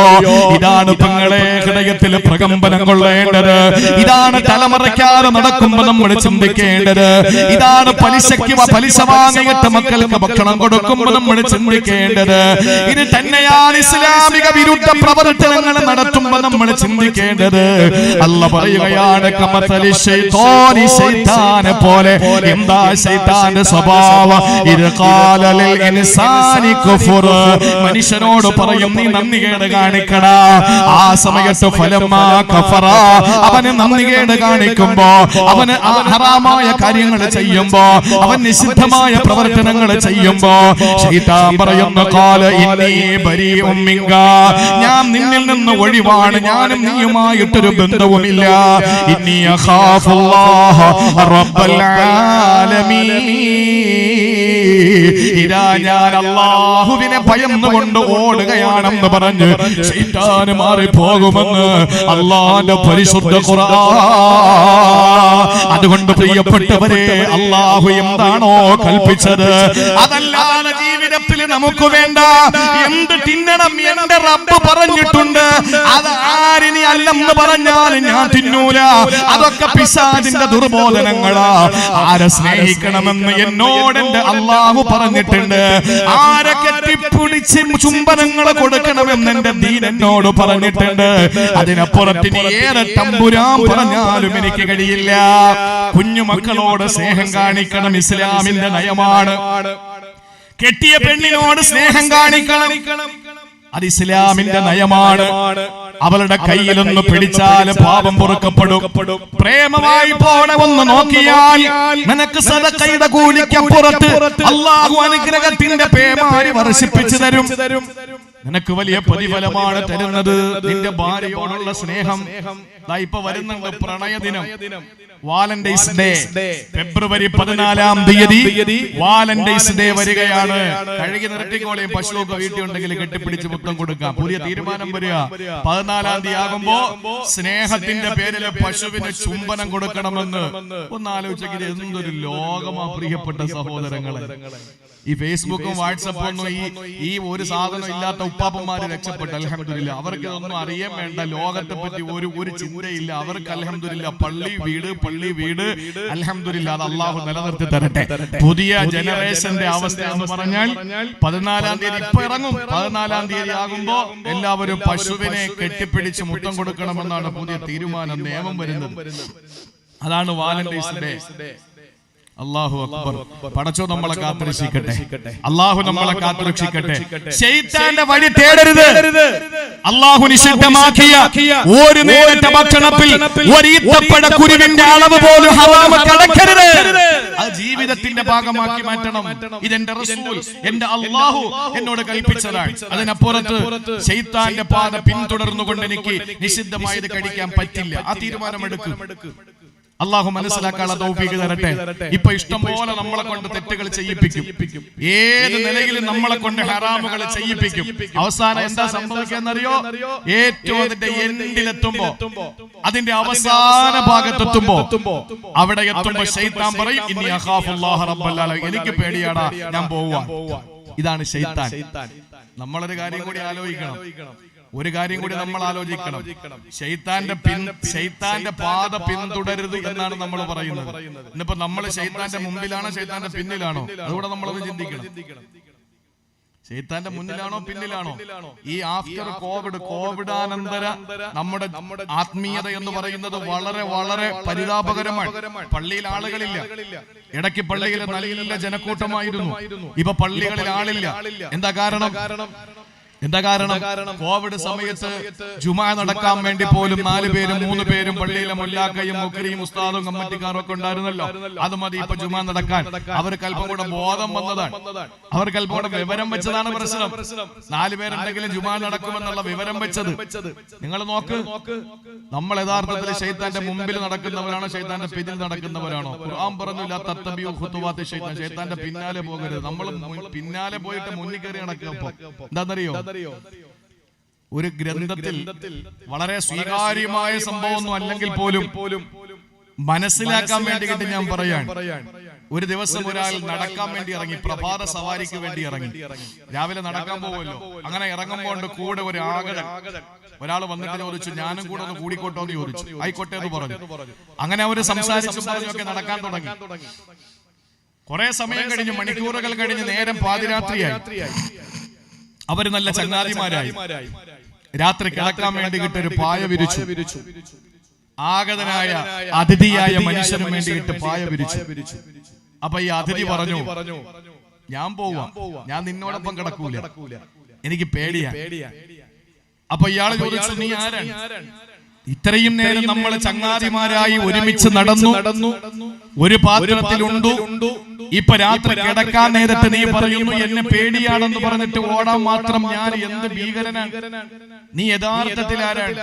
അപ്പൊ ഈ രണ്ടാമത് വരട്ടെ, കൂടെ കൂടിക്കോട്ടെ എന്ന് പറഞ്ഞ ഈ ഓടി പോകാൻ പോയ ആള് പറഞ്ഞു, ഞാൻ ശൈത്താനാണ്, ഞാൻ പിശാചാണ്. എന്താ നീ അങ്ങനെ പോകുന്നു എന്ന് പറഞ്ഞത്? പേടി എന്ന് പറയാൻ കാരണം എന്താണ്? അപ്പൊ ആ ശൈത്താൻ ഇവനോട് പറഞ്ഞ വാക്കെന്താണെന്നറിയോ? എടാ, ഞാൻ ഒരു സുജൂദ് ഒഴിവാക്കി, അതും പടച്ചോന്റെ മുന്നിലല്ല. പടച്ചോന്റെ മുന്നിലല്ല, ഒരു സൃഷ്ടിയായ ആദമിന്റെ മുന്നിൽ ഒരു സുജൂദ് ചെയ്യാൻ അല്ലാഹ് പറഞ്ഞപ്പോ ഞാനത് ഒഴിവാക്കിയതിന്റെ പേരിൽ ഞാൻ ശപിക്കപ്പെട്ടവനായി, ഞാൻ ആക്ഷേപിക്കപ്പെട്ടവനായി, ഞാൻ കുറ്റക്കാരനായി, ഞാൻ വിമർശിക്കപ്പെട്ടവനായി, ഞാൻ വിശ്വാസികളുടെ നാവ് കൊണ്ട് ശപിക്കപ്പെട്ടവനായി. ലോകം അവസാനം വരെയും ഞാൻ ശാപവാക്കുകളെ ഉരുകി നടക്കുകയാ, ഒരു സുജൂദ് ഒഴിവാക്കിയതിന്റെ പേരിൽ, അതും അല്ലാഹ്ക്കല്ല, ഒരു അടിമയ്ക്ക്. എടാ, ഞാൻ രാവിലെ നിന്റെ കൂടെ കൂടി, നീ സുബഹി നിസ്കരിച്ചില്ല, ലോഹർ നിസ്കരിച്ചില്ല, അസർ നിസ്കരിച്ചില്ല, മഗ്രിബ് നിസ്കരിച്ചില്ല, ഇശാ നിസ്കരിച്ചില്ല. ഈ നമസ്കാരത്തിൽ എത്ര സുജൂദുണ്ട്? അത് മാർക്ക പടച്ചവന്. ഇത്രയും റബ്ബിന് ഒരു ദിവസം സുജൂദ് ഒഴിവാക്കിയ നിന്റെ കൂടെ ഞാൻ നടന്നാൽ ഇനി ഒരു ശിക്ഷ താങ്ങാനുള്ള കഴിവ് എനിക്കില്ല. ഇത് പറഞ്ഞിട്ട് ശൈത്താൻ ഓടുകയാണ്. അപ്പൊ ഒന്ന് ചിന്തിച്ചു നോക്കിയേ, ശൈത്താനാണോ ഇമാമ്, നമ്മളാണോ ഇമാമ്? അത് നമ്മളൊന്ന് സ്വയം വിലയിരുത്തിയാൽ മതി. അള്ളാഹു മനസ്സിലാക്കാനുള്ള തൗഫീഖ് തരട്ടെ. അതുകൊണ്ട് ഏറ്റവും വലിയ നഷ്ടവാളികളെന്ന് വിശുദ്ധ ഖുർആൻ പറഞ്ഞ 3 പേര് മാത്രമേ ഉള്ളൂ ഖുർആനിൽ. ഖുസ്റാനുൽ മുബീൻ എന്ന് പറഞ്ഞ 3 കൂട്ടം ആളുകളെ ഉള്ളൂ. അതിൽ ഒന്ന് അല്ലാഹു പറയുന്നു, അത് ശൈത്താനെ പിൻപറ്റിയവനാണ്, പിശാചിനെ വലിയാക്കിയവനാണ്, സംരക്ഷകനാക്കിയവനാണ്. നമുക്ക് ഇതിൽ നിന്ന് ഊരണ്ടേ, നമുക്ക് ഇതിൽ നിന്ന് രക്ഷപ്പെടണ്ടേ? അല്ലെങ്കിൽ നമ്മളെ കൊണ്ടുവന്ന് ടേണിംഗ് പോയിന്റ് എത്തുമ്പോ നീ നിന്റെ വഴിക്ക് പോ, ഞാൻ എന്റെ ഇനി ഞാൻ ഒഴിവാണ്, ഇനി അഖാഫ്, എനിക്ക് റബ്ബിനെ പേടിയാണെന്ന് പറഞ്ഞിട്ട് അവനങ്ങ് പോകും. നമ്മൾ നേരെ പോകുന്നത് കത്തിയാളുന്ന നരകത്തിന്റെ ബീഭത്സതയിലേക്ക് എടുത്തെറിയപ്പെടും. അള്ളാഹു നമ്മളെ കാത്തുരക്ഷിക്കട്ടെ. അതുകൊണ്ട് പ്രിയപ്പെട്ട സഹോദരിമാരെ, നമുക്ക് രക്ഷപ്പെടാനുള്ള മാർഗം എന്താണ്? എന്താ മാർഗം? ശൈത്താനെ ഓടിക്കാൻ എന്താ മാർഗം? നല്ല വിവരമുള്ളവരായാൽ ഒരളവോളം നമുക്ക് പിടിച്ചു നിൽക്കാൻ പറ്റും. فإنا فقيها واحدا متبرعا أشد على الشيطان من ألف عابد فإنا فقيها واحدا متبرعا أشد على الشيطان من ألف عابد. 1000 ആബിദീങ്ങളായ മനുഷ്യന്മാര് വിചാരിച്ച പോലെ ശൈത്താനിൽ രക്ഷപ്പെടാൻ പറ്റില്ല. ആബിദീങ്ങളായ 1000 ആളുകൾ ശ്രമിച്ചാൽ പോലും പിശാചിന്റെ പിടുത്തത്തിൽ നിന്ന് രക്ഷപ്പെടാൻ പറ്റൂല. അതേസമയം ഒരു ആലിമ വിചാരിച്ചാൽ പറ്റും. ഒരു ആലിമ വിചാരിച്ചാൽ പറ്റും ശൈത്താന്റെ പിടിയിൽ നിന്ന് രക്ഷപ്പെടാൻ. ഞാൻ എന്റെ പ്രിയപ്പെട്ട സഹോദരങ്ങളോട് പറയാൻ, ആലിമ രക്ഷപ്പെടും, ആബിദ് രക്ഷപ്പെടൂല എന്ന് പറഞ്ഞ് അങ്ങോട്ടും ഇങ്ങോട്ടും നമുക്ക് ചെളിവാരി തേക്കുന്നതിനപ്പുറത്ത് എന്താണ് ഇതിനൊരു പരിഹാരം എന്ന് പറയാം. നമുക്ക് ശൈത്താന്റെ പിടി എന്തായാലും പെട്ടുപോയല്ലോ. നമ്മൾ പെട്ടില്ല എന്ന് നിങ്ങൾ പറയേണ്ട, പെട്ടുപോയി. അങ്ങനെ പെട്ടുപോയ നമുക്ക് രക്ഷപ്പെടാൻ എന്താ മാർഗം? ഒരു ഗുരു തന്റെ ശിഷ്യനോട് ചോദിച്ചു, എടാ മോനെ, നീ പിശാചിൽ നിന്ന് രക്ഷപ്പെടാൻ നീ എന്ത് ചെയ്യും? ഒരു പാപം ചെയ്യാൻ നിന്നെ പ്രേരിപ്പിക്കുമ്പോ നീ രക്ഷപ്പെടാൻ എന്താണ് ചെയ്യുക? ആ ശിഷ്യൻ പറഞ്ഞു, ഗുരു ഉജാഹിദുഹു, ഞാൻ ധീരമായി നേരിട്ട് നിൽക്കും. വീണ്ടും അവൻ പ്രേരിപ്പിച്ചാലോ? ഞാൻ വീണ്ടും ധീരമായ നിലപാടെടുക്കും. ഉസ്താദ് ചോദിച്ചു, വീണ്ടും അവൻ നിന്നെ പ്രേരിപ്പിച്ചാലോ? ഞാൻ വീണ്ടും അവനെതിരെ ശക്തമായ നിലയിൽ ഞാൻ പോരാടി നിൽക്കും ഉസ്താദേ. ഗുരു പറഞ്ഞു, പറ്റൂല മോനെ, അത് നിന്നെ കൊണ്ട് പറ്റില്ല. എന്നിട്ട് ആ ഗുരു ഒരു ഉദാഹരണം പറഞ്ഞു. എന്താണെന്നറിയോ? നമ്മളൊരു വീട്ടിലേക്ക് കയറി ചെന്നിരിക്കട്ടെ. നമ്മളിപ്പോ ഒരു വീട്ടിലേക്ക് പോയി, അപരിചിതനാണ് നമ്മൾ. ഒരു വീട്ടിലേക്ക് ചെന്നപ്പോ കാർ പോർച്ചിൽ പട്ടിയെ കെട്ടിയിട്ടുണ്ട്. പട്ടി കുരയ്ക്കാൻ തുടങ്ങി. അത് ചിലപ്പോ ചങ്ങല പൊട്ടിച്ച് നമ്മളെ നേരെ വരുമെന്ന ഘട്ടം വരുമ്പോ നമ്മൾ ആരെങ്കിലും ആ പട്ടിയെ മടലെടുത്തിട്ട് അടിക്കാൻ നിൽക്കുവോ? നമ്മൾ ന്യായമായിട്ട് ചെയ്യുന്നത് എന്താണ്? ആ പട്ടിയുടെ യജമാനൻ വീട്ടിലുണ്ടെങ്കിൽ നമ്മൾ പെട്ടെന്ന് പറയും, ആ പട്ടി ഒന്ന് പിടിച്ചു കെട്ടോ, എനിക്ക് അങ്ങോട്ട് വരാനൊരു അത്യാവശ്യ കാര്യം പറയാനുണ്ടെന്നല്ലേ പറയാ. ബുദ്ധിമാൻ അതല്ലേ ചെയ്യുള്ളൂ. അല്ലാതെ ആരാന്റെ പൊരിടത്തിൽ കയറിയിട്ട് ആ പട്ടിയുമായി മൽപ്പിടുത്തം നടത്താൻ നമ്മൾ ശ്രമിക്കൂലല്ലോ. ആ ഗുരു പറഞ്ഞു കൊടുത്തു, ഇതുപോലെ ശൈത്താൻ എന്ന് പറയുന്ന ശത്രുവിനോട് പോരടിച്ച് നിൽക്കാൻ നിന്നെ കൊണ്ട് പറ്റില്ല മോനെ. അതുകൊണ്ട് നീ ചെയ്യേണ്ടത് എന്താണ്? ആ ശൈത്താന്റെ യജമാനനായ പടച്ചവനിലേക്ക് മടങ്ങുക. അതല്ലാതെ വേറെ ഒരു വഴിയുമില്ല.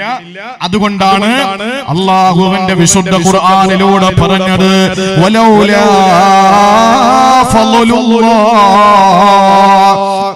ولولا فضل الله عليكم ورحمته لاتبعتم الشيطان إلا قليلا. സൂറത്തു നിസായിലൂടെ അല്ലാഹ് പരിചയപ്പെടുത്തുകയാ, വലൗലാ ഫളലുല്ലാഹി അലൈക്കും വറഹ്മതുഹു, അല്ലാഹുവിന്റെ കരുണാ കടാക്ഷം നിങ്ങൾക്കില്ലായിരുന്നുവെങ്കിൽ ലത്തബഅതുമുശ് ശൈത്താൻ, നിങ്ങൾ ശൈത്താനെ പിൻപറ്റുമായിരുന്നു. അപ്പോൾ ശൈത്താനെ പിൻപറ്റാതിരിക്കാൻ നമ്മൾ ചെയ്യേണ്ടത് എന്താണ്? ആ ശൈത്താനോട് പോരടിച്ച് നിൽക്കലല്ല, കഴിയൂല. ആ ശൈത്താൻ ശക്തനാണ് പ്രിയപ്പെട്ടവരെ, നമുക്ക് പറ്റില്ല. അതുകൊണ്ട് നമ്മൾ ചെയ്യേണ്ടത് എന്താണ്? ഒരൊറ്റ വഴിയാണ്, അല്ലാഹുവിലേക്ക് അങ്ങ് മടങ്ങുക. പടച്ചവരിലേക്ക് നമ്മളങ്ങ് മടങ്ങലല്ലാതെ വേറെ വഴിയൊന്നുമില്ല. അതുകൊണ്ട് തീരുമാനിച്ചോ, മടക്കം അല്ലാഹുവിലേക്കാ. അതുകൊണ്ടാണ് ആദരവായ പ്രവാചകൻ സല്ലല്ലാഹു അലൈഹി വസല്ലമ തങ്ങൾ നമ്മെ പഠിപ്പിച്ചത്, കോട്ടുവാവിടുന്ന സമയത്ത് പോലും നീ പറയേണ്ടത് എന്താണ്? അഊദു ബില്ലാഹി മിനശ് ശൈത്വാനിർ റജീം. അവനോട്, അല്ലാഹുവിനോട് പിശാചിൽ നിന്ന് കാവൽ തേടല. അതുകൊണ്ട് ഏത് കാര്യം തുടങ്ങുമ്പോൾ നമ്മൾ പറയേണ്ടത് അങ്ങനെയാ. അതുകൊണ്ടാണ് ബാത്റൂമിലേക്ക് കയറുമ്പോൾ നമ്മൾ പറയുന്നത് എന്താണ്? ആ വിഷയം വരുന്നുണ്ട്. തന്റെ ഭാര്യയെ സമീപിക്കും പറയുന്നത് എന്താ? അല്ലാഹുമ്മ ജന്നിബിന ശൈത്താന വജന്നിബി ശൈത്താന ഫീമാ റസഖ്തനാ. അല്ലാഹുവേ, ശാരീരിക ബന്ധത്തിൽ ഞങ്ങൾ ഏർപ്പെടുകയാണ്. ഈ ബന്ധത്തിൽ പിശാചിനെ അകറ്റി നിർത്തണേ അല്ലാ. അതുപോലെ ഇതിലുണ്ടാകുന്ന കുഞ്ഞിൽ നിന്ന് നീ പിശാചിനെ അകറ്റി നിർത്തണേ അല്ലാ. ഇത് ദുആ ചെയ്യൽ നിർബന്ധമാണ്. എന്തുകൊണ്ട്? അതിലുണ്ടാകുന്ന കുഞ്ഞ് സാലിഹാകണമെങ്കിൽ അതേ വഴിയുള്ളൂ. അതല്ലാതെ പ്രസവിച്ചതിന് ശേഷം ഏത് നൂലോര് കെട്ടിയിട്ട് കാര്യമില്ല. അതിനു മുമ്പ് വാപ്പ ഉമ്മ തീരുമാനിക്കുന്ന സമയത്ത്, ആ ശാരീരിക ബന്ധപ്പെടുന്ന സമയത്ത് നീ നിന്റെ ഭാര്യയും ദുആ ചെയ്യണം. അല്ലാഹുമ്മ ജന്നിബിന ശൈത്താൻ. പടച്ചവരെ, ഞങ്ങളെ ഈ ബന്ധപ്പെടലിൽ നിന്ന് ശൈത്താനെ അകറ്റി നിർത്തണേ അല്ലാ. വജന്നിബി ശൈത്താന ഫീമാ റസഖ്തനാ. ഈ ശാരീരിക ബന്ധത്തിൽ നീ ഞങ്ങൾക്ക് തരുന്ന സമ്മാനത്തിൽ ഞങ്ങളുടെ പൊന്നോമനകളിൽ ശൈത്താന് കടന്നു വരല്ലേ അല്ലാ. ഇതെത്ര പിതാക്കന്മാര് മാതാക്കള് ചൊല്ലിയിട്ടുണ്ട്, എത്ര ഭാര്യ ഭർത്താക്കന്മാര് ചൊല്ലിയിട്ടുണ്ട്. ഇത് ചൊല്ലിയാലാണ് പിശാചവന്റെ ജീവിതത്തിൽ നിന്ന് മാറി നിൽക്കുക. അല്ലാതെ ആ സമയത്ത് പിശാചിനെ ഓട്ടിക്കാൻ നടന്ന കാര്യങ്ങൾ നടക്കൂല. അത് കാണാനും പറ്റൂല. കാരണം അവന് ശത്രുശക്തനാണ്. ശത്രുശക്തനാണ്. യുദ്ധത്തില് ശക്തിയല്ല, ബുദ്ധിക്കാണ് അവിടത്തെ വില. അതുകൊണ്ട് നമ്മൾ ബുദ്ധിപരമായി ഇടപെടണം. അല്ലാഹുവിനോട് കാവൽ തേടണം. വീട്ടിൽ ശൈത്താൻ വന്നിട്ടുണ്ടോ? കാവൽ തേടലല്ലാതെ വേറെ വഴിയില്ല. 5 സ്ഥലങ്ങളിൽ ശൈത്താൻ, വീട്ടിൽ 5 സ്ഥലങ്ങളിൽ ശൈത്താൻ ഉണ്ടെന്നാണ്. ഒന്ന് ഓർത്ത് വെച്ചോളി. വീട്ടിൽ പോയിട്ട് നോക്കിക്കോ. 5 സ്ഥലങ്ങളിൽ വീട്ടിൽ ശൈത്താൻ ഉണ്ടാകുമെന്നാണ്. ഒന്ന്, അൽ ഫിറാശുല്ലദീ ലാ യനാമു അലൈഹി അഹദുൻ. ആരും കിടക്കാതെ നിവർത്തിയിട്ടിരിക്കുന്ന ബെഡിൽ. മനസ്സിലായോ? രാവിലെ എണീറ്റ് എന്താ ചെയ്യേണ്ടത്? ബെഡ്ഷീറ്റ് മടക്കി വെക്കണം. ബെഡ്ഷീറ്റ്, കിടക്കുന്ന ബെഡ്ഷീറ്റ് മടക്കി വെക്കണം. മെത്ത പിടിച്ച് മടക്കിയിട്ട് പ്ലാസ്റ്റിക് കവറിനകത്താക്കാൻ പറ്റൂല. നമ്മൾ മെത്തയുടെ മുകളിൽ ഒരു വിരിപ്പ് വിരിച്ചിട്ടല്ലേ കിടക്കുക. രാവിലെ എണീറ്റിട്ട് ആ ബെഡ്ഷീറ്റ് നമ്മൾ മടക്കി വെക്കണം. എന്തുകൊണ്ട്? നമ്മൾ അവിടെ അത് ഉപേക്ഷിച്ചു പോയാൽ അതിൽ പിശാച് കിടന്നുറങ്ങുമെന്നാണ് ആദരവായ പ്രവാചകൻ നബി മുഹമ്മദ് മുസ്തഫ സല്ലല്ലാഹു അലൈഹി വസല്ലമ തങ്ങൾ പറഞ്ഞത്. അതുകൊണ്ടാണ് റസൂൽ തങ്ങൾ പറഞ്ഞത്, ഫിറാശുൽ റജുലി, ഒരു വിരിപ്പ് അവിടുത്തെ വീട്ടുടമയ്ക്ക്, ഒന്നവന്റെ ഭാര്യയ്ക്ക്, ഒന്ന് അതിഥികൾ വരുമ്പോൾ അവർക്ക്, നാലാമത്തേത് ശൈത്താനുള്ളതാണ് എന്ന് പറഞ്ഞാൽ മനസ്സിലായോ? വീട്ടിൽ എത്ര റൂമുള്ളത്? ഓ അൽഹംദുലില്ലാ, 7-8 റൂമുണ്ട് ഉസ്താദേ. വലിയ സന്തോഷം, അല്ലാഹു തന്നതല്ലേ. ആരൊക്കെയുണ്ട് വീട്ടില്? ഞാനും ഭാര്യയും, വേറെ ആരുമില്ല. മക്കളൊക്കെ കെട്ടിപ്പോയി, ചിലരെ കെട്ടിച്ചു വിട്ട് അവരൊക്കെ അവരുടെ വഴിക്കായി. ഞാനും ഭാര്യയും 7-8 റൂമുണ്ട് അൽഹംദുലില്ലാ. എവിടെ വേണോ നമുക്ക് കിടക്കാം. നീയും നിന്റെ ഭാര്യയും കിടക്കുന്ന റൂം, അല്ലെങ്കിൽ നീയും നിന്റെ കുടുംബം മക്കൾ കിടക്കുന്ന റൂം, അത് കഴിഞ്ഞിട്ട് നിനക്കൊരു അതിഥി വന്നാൽ ആ അതിഥി കിടക്കുന്ന റൂം, അത് കഴിഞ്ഞ് ബാക്കി സ്ഥലങ്ങളിലൊക്കെ പിശാച് കിടക്കുക. അല്ലാഹു കാത്തുരക്ഷിക്കട്ടെ. അതുകൊണ്ട് നമ്മൾ എത്ര റൂമുകൾ പൊക്കുക എന്നുള്ളതിനപ്പുറത്ത് നമുക്ക് കഴിയുന്നത് എന്താണ്? ഉള്ള വിരിപ്പുകൾ മടക്കി വെച്ചിട്ട് വെള്ള വിരിപ്പുകൾ മടക്കി വെച്ചിട്ട് നമ്മൾ സൂക്ഷിക്കണം. ശൈത്താൻ നമ്മുടെ വീട്ടിലുണ്ടാകുന്ന ഒന്നാമത്തെ സ്ഥലം അതാണ്. ഇനി രണ്ടാമത്തത് എവിടാന്നറിയോ? അസിയാബുൽ മുഅല്ലഖത്തു ഫിത്രത്തി തവീലത്തിൻ ദൂന ലുബ്സിഹാ. ധരിക്കാതെ മാറ്റിയിട്ടിരിക്കുന്ന വസ്ത്രമൊക്കെ അടുക്കി മടക്കി വെക്കണം. അത് പഠിക്കണം. ചെന്നുടനെ ഊരി അങ്ങോട്ടെറിയും, ഒരെണ്ണം ഒന്ന് ഊരി ഇങ്ങോട്ടെറിയും, പിന്നെ ഒരെണ്ണം ഊരി അങ്ങോട്ടെറിയും. അതങ്ങനെ തന്നെ കിടക്കും. നാളെ നേരം വെളുക്കാൻ വേറെ എടുത്തിട്ടുണ്ട് പോകുന്നത്. ഈ ഒഴിവാക്കിയ തുണിയുണ്ടല്ലോ, ആ മടക്കി വെക്കാതെ ഉപയോഗിച്ചിട്ടെടുത്ത് കളഞ്ഞ തുണിയിൽ പിശാച് വസിക്കുമെന്ന് നബി മുഹമ്മദ് മുസ്തഫ നബി തങ്ങൾ പറഞ്ഞു. വിരിച്ചിട്ടിരിക്കുന്ന മുഴുവൻ തുണിയിലും കയറി ശൈത്താൻ ഉറങ്ങുമെന്ന് നബി മുഹമ്മദ് മുസ്തഫ. ഒന്ന്, രാത്രി കിടന്നിട്ട് വിരിപ്പ് മടക്കി വെക്കാത്ത വിരിപ്പ്. രണ്ടാമത്തേത്, ആവശ്യമില്ലാതെ വലിച്ചെറിഞ്ഞ് നമ്മൾ ഉപേക്ഷിച്ച് വീടുകളിലേക്ക് ഇട്ടിരിക്കുന്ന തുണിത്തരങ്ങൾ. ഇനി മൂന്നാമത്തേത് എന്നറിയോ? ബാത്റൂമിൽ കയറിയ പുറത്തേക്ക് ഇറങ്ങി നന്നായിട്ട് ആ ബാത്റൂമിന്റെ ഡോർ ക്ലോസ് ചെയ്യണം, നന്നായിട്ട് അടയ്ക്കണം. ഇന്നെന്താ വീട്ടിലെ പണ്ടൊക്കെ എന്താ പറയാ? ഈ ബാത്റൂമിൽ പോകുന്നതിന് എന്താ പറയാ? വെളിക്കിരിക്കുന്നല്ലേ? അതൊരു വലിയ തെറ്റായിട്ട് തോന്നുന്നു. അപ്പൊ ആരും പോവാതെ വന്നതാ? അതൊന്നും വലിയ തെറ്റൊന്നുമല്ല. വെളിക്കിരിക്കുക എന്നാ പറയുന്നത്. എന്നതിന്റെ അർത്ഥം എന്താ? എടാ, അത് പാരമ്പര്യമാണ്. ആയിഷ ബീവിയുടെ മാല നഷ്ടപ്പെട്ടത് എന്തുകൊണ്ടാണ്? ആയിഷ ബീവി വെളിക്കിരിക്കാൻ പോയപ്പോഴാണ്. തിരിച്ചു വന്നപ്പോ മാലയില്ല. അത് നോക്കിപ്പോയി. അപ്പോഴാണ് യാത്രാ സംഘം കടന്നുപോയത്. ആയിഷ ബീവി ഉണ്ടാകുമെന്ന് അറിഞ്ഞിട്ട്. അപ്പോഴാണ് മാലയുടെ പ്രശ്നം ഉണ്ടായത്. അങ്ങനെയാണ് സൂറത്ത് നൂർ ഇറങ്ങുന്നത്. ആയിഷ ബീവി റളിയല്ലാഹു അൻഹ, അതുപോലെ തന്നെ ഹഫ്സ ബീവി റളിയല്ലാഹു അൻഹ അടക്കമുള്ള നബി തങ്ങളുടെ പ്രിയപ്പെട്ട ഭാര്യമാര് ബാത്റൂമിൽ വെളിക്കിരിക്കാൻ പോയിട്ട് ഇത് ഏതെങ്കിലുമൊക്കെ എംബോക്കികൾ എടുത്തു വെച്ചിട്ട് നാളുകളിൽ സോഷ്യൽ മീഡിയയിൽ കുറെ എണ്ണുണ്ടല്ലോ, ഇവനെല്ലാം ഇതെടുത്തു വെച്ചിട്ട് ഇങ്ങനെ അലക്കി നിങ്ങൾ എന്താ ചെയ്യുക? വേറെ ഒരു ജോലിക്കും പണിക്കും പോകാതെ നല്ല തണ്ടിയും തടിയൊക്കെ ഉണ്ടല്ലോ, അധ്വാനിച്ചിട്ട് 10 വിരൽ അരങ്ങിയിട്ട് 5 വിരൽ വായിൽ പോകാനും മക്കൾക്ക് ശാപ്പാട് കൊടുക്കാനും കഴിവുണ്ടായിട്ടും ഇസ്ലാമിന്റെ ആശയങ്ങളെയും ആദർശങ്ങളെയും കൊന്നനം കുത്തിയിട്ട് സോഷ്യൽ മീഡിയയിലെ തമ്പുരാക്കന്മാര് വാണരുളുന്ന ഈ വൃത്തികെട്ട കാലത്ത് ഇതൊന്നും നമുക്കൊരു പ്രശ്നമായിട്ട് നമ്മൾ കാണുന്നില്ല. ചരിത്രം അങ്ങനെയാണ്. ആ കാലഘട്ടത്തില് സഹാബ പ്രിയപ്പെട്ട ഭാര്യമാർ ഉമ്മഹാത്തുൽ മുഅ്മിനീങ്ങൾ ബാത്റൂമിൽ പോയിട്ട് അഥവാ വെളിക്കിരിക്കാൻ പോയിട്ട് തിരിച്ചു വരുന്ന സന്ദർഭത്തിൽ ആളുകളെ തിരിച്ചറിയുന്ന ഒരു സാഹചര്യം വന്നപ്പോഴാണ് ഉമർ തങ്ങൾ ചെന്നിട്ട് നബി തങ്ങളോട് പറഞ്ഞത്, നബിയെ സല്ലല്ലാഹു അലൈഹി വസല്ലം, നിങ്ങൾ എത്രയും പെട്ടെന്ന് അല്ലാഹുവിനോട് പറയണം ഹിജാബിന്റെ ആയത്ത് ഇറക്കാൻ. ഉമർ തങ്ങളുടെ ആവശ്യപ്രകാരം 10ഓളം വരുന്ന ആയത്തുകൾ ഇറക്കിയതിൽ ഒരു ആയത്ത്, നബിയെ നിങ്ങളുടെ ഭാര്യമാരോട് പെൺമക്കളോടും പറയണം യുദ്നീന അലൈഹിന്ന മിൻ ജലാബിബിഹിന്ന, ജിൽബാബിനെ പറ്റിയിട്ടുള്ള ആയത്തുകൾ, മൂട് പടമണിയണമെന്ന ആയത്തുകൾ, ഹിജാബ് ധരിക്കണമെന്ന ആയത്തുകൾ, ബുർഖ ധരിക്കണമെന്ന ആയത്ത് ഇറങ്ങിയത് വെളിക്കിരിക്കാൻ പോയതുമായി ബന്ധപ്പെട്ട വിഷയത്തിലാണ്. പണ്ടുള്ള ആളുകൾ അതുകൊണ്ട് വീട്ടിനകത്ത് ബറക്കത്തുണ്ടായിരുന്നു. ഇതിപ്പോ നേരെ കയറി വരുമ്പോ ഹാളിൽ 2 റൂമിനകത്ത് 1, അടുക്കള നിൽക്കുമ്പോ പെട്ടെന്നെങ്ങാനും പോകണം തോന്നിയാലോ ഹാളിരുന്നാലോ അതുകൊണ്ട് അടുക്കളക്കകത്ത് 1, ഇനി സ്റ്റോറിൽ നിൽക്കുമ്പോ അരി അളന്നോണ്ടിരിക്കുമ്പോ പോകണം തോന്നിയാലോ അതിനകത്ത് 1, വീടിന്റെ 4 ചുവരിന്റെ ഇടയിൽ 10-20 ബാത്റൂം. അപ്പൊ നമ്മൾ കിടക്കുന്ന റൂമിനേക്കാൾ പിശാചിന്റെ വീട് കെട്ടിക്കൊടുത്തു. ഇത് പിശാചിന്റെ വീടാ. അതുകൊണ്ടാണ് ബാത്റൂമിൽ പടച്ചവനെ, ഇത് ശൈത്താന്റെ വീട്ടിലേക്ക് ഞാൻ കയറുന്നത്. ഇബ്രാഹിം ഖുറാസാൻ റളിയല്ലാഹു അൻഹു നടന്നു പോകുമ്പോൾ ടോയ്ലറ്റിൽ പോകണമെന്ന് ആഗ്രഹം വന്നപ്പോ വഴിയരികിൽ പൊതു ബാത്റൂം ഉണ്ട്. അതിനകത്തോട്ട് കയറാൻ വേണ്ടി മൂപ്പരം കൊണ്ട് ചെല്ലുമ്പോ അതിന്റെ മുന്നിൽ കസേരയിട്ട ഒരാൾ ഇരിപ്പുണ്ട്. പൈസ തന്നിട്ട് കയറിയാൽ മതി എന്ന് പറഞ്ഞു. നമ്മൾ കണ്ടിട്ടില്ലേ റെയിൽവേ സ്റ്റേഷനിലും ബസ് സ്റ്റാൻഡിലും ഒക്കെ പൈസ തന്നിട്ട് കയറാൻ പറഞ്ഞു. മൂപ്പർ ഒരൊറ്റ കരച്ചില. അയാൾക്ക് മനസ്സിലായി. അയാൾ പറഞ്ഞു കേറിക്കോ, കരയൊന്നും വേണ്ട, പൈസ ഇല്ലെങ്കിൽ പിന്നെ തന്നാ മതി, കാര്യം നടക്കട്ടെ. മഹാനായ ഇബ്രാഹിം അദ്ദേഹം റളിയല്ലാഹു അൻഹു പറഞ്ഞു, എടാ പൈസ ഇല്ലാത്തത് കൊണ്ടല്ല, എനിക്ക് അത്രയും അത്യാവശ്യമുള്ളത് കൊണ്ടല്ല, ഞാൻ ചിന്തിച്ചത് ഇത് ശൈത്താന്റെ വീടാണ്.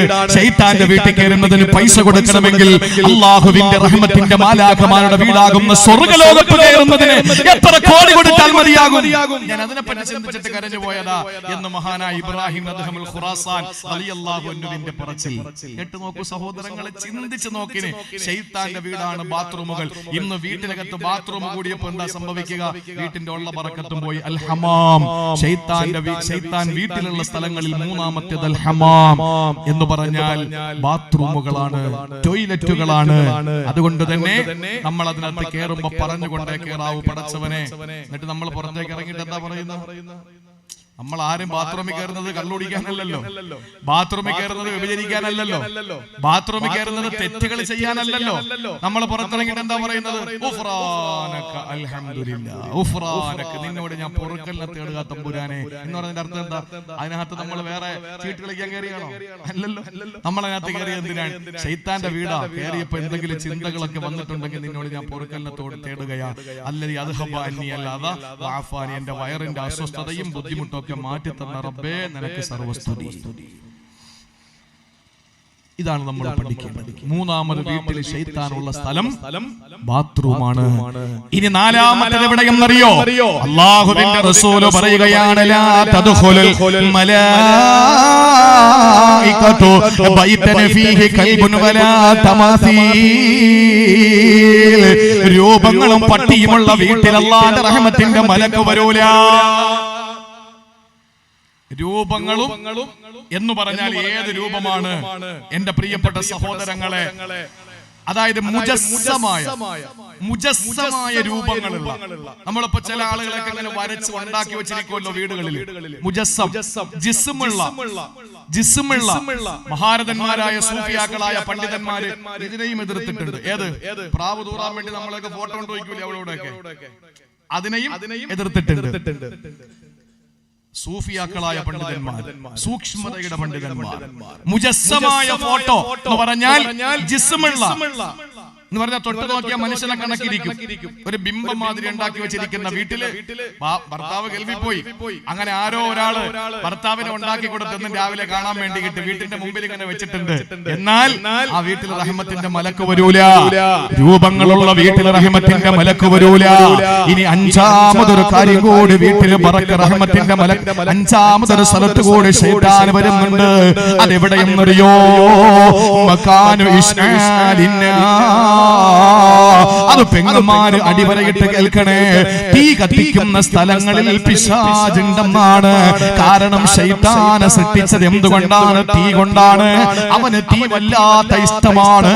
അതുകൊണ്ട് തന്നെ തീ കെടുത്തുന്ന, തീ ഉണ്ടാക്കുന്ന സ്ഥലത്തൊക്കെ പിശാച് വരും. അതുകൊണ്ട് നിങ്ങൾ ആ സമയത്തൊക്കെ അടുപ്പിന് തീ കത്തിക്കുമ്പോൾ ബിസ്മില്ലാഹിർ റഹ്മാനിർ റഹീം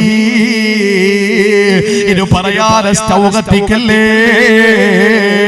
അത് എന്താണെങ്കിലും നിങ്ങളൊരു തീ കത്തിക്കുമ്പോൾ, ഒരു തീപ്പട്ടി വരയ്ക്കുമ്പോൾ, ഒരു ലൈറ്റർ കത്തിക്കുമ്പോൾ ബിസ്മി ചൊല്ലിയിട്ട് വേണം അത് ചെയ്യാൻ. എന്തുകൊണ്ടെന്നറിയോ? ആ സ്ഥലത്ത് ശൈത്താൻ ഹാജരാകുമെന്നാണ്. കാരണം ശൈത്താനെ സൃഷ്ടിച്ചിട്ടുള്ളത് തീ കൊണ്ടാണ്. ആ തീ അവന് വല്ലാത്ത ഇഷ്ടമാണ്. അതുകൊണ്ട് തീയുള്ള സ്ഥലത്തും ശൈത്താന് വീട്ടിൽ വരുമെന്നാണ്. അള്ളാഹു നമ്മളെ കാത്തുരക്ഷിക്കട്ടെ. അതുകൊണ്ട് വീട്ടിലേക്ക് കയറുമ്പോഴും ഇറങ്ങുമ്പോഴും ഒക്കെ ബിസ്മി ചൊല്ലണം. അതുപോലെ തന്നെ ആ കഴിക്കുമ്പോഴും നമ്മൾ ബിസ്മി ചൊല്ലണം. അന്ന് എന്ന് പറഞ്ഞാൽ അള്ളാഹുവിനോട് കാവൽ തേടിയിട്ട് അള്ളാന്റെ നാമങ്ങൾ പറഞ്ഞുകൊണ്ടേ ഇരിക്കലല്ലാതെ പിശാചിനെ ഒഴിവാക്കാൻ വേറെ നിർവാഹമൊന്നുമില്ലെന്ന് അള്ളാന്റെ വിശുദ്ധമായ ഖുർആൻ. അതുകൊണ്ടാണ് നമ്മൾ ഏത് സമയത്തും പറയുന്നത് അഊദു ബില്ലാഹി മിനശ് ശൈത്വാനിർ റജീം. എന്ത് വസ്വാസ് വന്നാലും അങ്ങനെ ചൊല്ലിക്കോ. വീട്ടിലേക്ക് കയറി നമ്മൾ വീട്ടിൽ ചെല്ലുമ്പോൾ വയല് കഴിഞ്ഞ് വീട്ടിൽ പോകുമ്പോൾ അവിടെ ശൈത്താനുണ്ട്. ഞാൻ ആ ഭാഗം അവസാനിപ്പിക്കാൻ. വീട്ടിനകത്ത് ശൈത്താനുണ്ട്. നമ്മൾ കയറുമ്പോൾ എന്ത് പറഞ്ഞ് കയറണം? ബിസ്മില്ലാഹിർ റഹ്മാനിർ റഹീം. അല്ലാഹുവിന്റെ റസൂൽ സല്ലല്ലാഹു അലൈഹി വസല്ലം പറയുന്നു, ഇദാ ദഖല റജുലു ബൈതഹു ഫദക്കറല്ലാഹ ഇൻദ ദുഖൂലിഹി വഇൻദ തഹാമിഹി വഇൻദ തആമിഹി. കയറുമ്പോഴും കഴിക്കാൻ നേരത്തും നിങ്ങൾ അല്ലാഹുവിനെ ഓർത്തുകൊണ്ട് ബിസ്മി ചൊല്ലി കഴിഞ്ഞാൽ ശൈത്താൻ അവിടെ കൂടിയിരിക്കുന്ന മറ്റ് ശൈത്താന്മാരോട് പറയും, ലാ മബീത ലക്കും വലാ അശാ. എടാ, ഇന്ന് ഇവിടെ ഫുഡും അക്കോമഡേഷനും ഒന്നുമില്ല. ഇന്ന് നമുക്ക് കിടക്കാനും സ്ഥലമില്ല, കുടിക്കാനും ഒരു തുള്ളി വെള്ളം ഇവിടെ നിന്ന് കിട്ടൂല. ശൈത്താൻ പറയുന്നത്. കേറുമ്പോ ബിസ്മില്ലാഹിർ റഹ്മാനിർ റഹീം പറഞ്ഞ് വീട്ടിലോട്ട് കേറ്. അതോടെ ശൈത്താൻ അവിടെ ഇരിക്കുന്ന കുട്ടിപ്പിശാചുക്കളോട് പറയും, ഇത് ഹദീസാണ്, അള്ളാഹുവിന്റെ റസൂൽ സ്വഹീഹ് മുസ്ലിമിലുള്ളതാണ്, ലോകത്തെ എല്ലാ മുസ്ലിങ്ങളും അംഗീകരിക്കുന്ന മുസ്ലിമിലെ ഹദീസാ. മഹാനായ നബി സല്ലല്ലാഹു അലൈഹി വസല്ലം തങ്ങൾ പറയുന്നു, വീട്ടിലേക്ക് കയറുമ്പോ ബിസ്മി ചൊല്ലി കയറിക്കോ. അപ്പൊ ശൈത്താൻ മറ്റ് ശൈത്താന്മാരോട് പറയും, കൂടെ ഇരിക്കുന്ന കുട്ടി ശൈത്താന്മാരോട് പറയും, എടാ ഇന്ന് നമുക്ക് ഇവിടെ കിടക്കാൻ പറ്റൂല, കാരണം അവൻ കയറിയപ്പോ ബിസ്മി ചൊല്ലിയിരിക്കുകയാണ്. എന്നിട്ട് നേരെ നമ്മൾ അടുക്കളയിലേക്ക് പോയി ഒരു ഗ്ലാസ് വെള്ളം എടുത്ത് കുടിക്കൂലേ, അല്ലെങ്കിൽ ഭക്ഷണം കഴിക്കൂലേ, ആ സമയത്തും ബിസ്മില്ലാഹിർ റഹ്മാനിർ റഹീം. അപ്പൊ ശൈത്താൻ പറയും, എടാ ഇവിടെ കിടക്കാൻ സ്ഥലമില്ല, പുറത്തുനിന്ന് ഭക്ഷണം കഴിച്ചിട്ട് വരാമെന്ന് കരുതിയാൽ ഇന്ന് ഭക്ഷണവും ഇല്ല, കാരണം അവൻ ബിസ്മി ചൊല്ലി ഭക്ഷണം കഴിച്ചിരിക്കുകയാണ്. നമുക്ക് കിടക്കാൻ സൗകര്യം ഇല്ല, കഴിക്കാൻ ഭക്ഷണവും ഇല്ല. ഇനി ഏതെങ്കിലും ഒന്ന് വിട്ടുപോയി എന്നിരിക്കട്ടെ, ഏത് ബിസ്മി ചൊല്ലി കയറി, പക്ഷെ കഴിക്കാൻ നേരത്തെ അതൊന്നും ഓർത്തില്ല, കാരണം ആക്രാന്തം കൊണ്ട് പെട്ടെന്നങ്ങ് തിന്നാൽ ശൈത്താൻ കുട്ടി ശൈത്താന്മാരുടെ പറയും, എടാ ഇന്ന് കിടക്കാൻ പറ്റൂല, പക്ഷെ നമുക്ക് ഫുഡ് ഇവിടെ ഉണ്ട്, ഇന്ന് കഴിക്കാൻ ഭക്ഷണം ഇവിടെ ഉണ്ട്. ഇനി ചില ആളുകൾ ഓടി കയറും വീട്ടിലേക്ക് ബിസ്മി ചൊല്ലാതെ, കഴിക്കുന്ന നേരത്ത് കൃത്യമായി ബിസ്മി ചൊല്ലി. എന്താ പറയുന്നത്?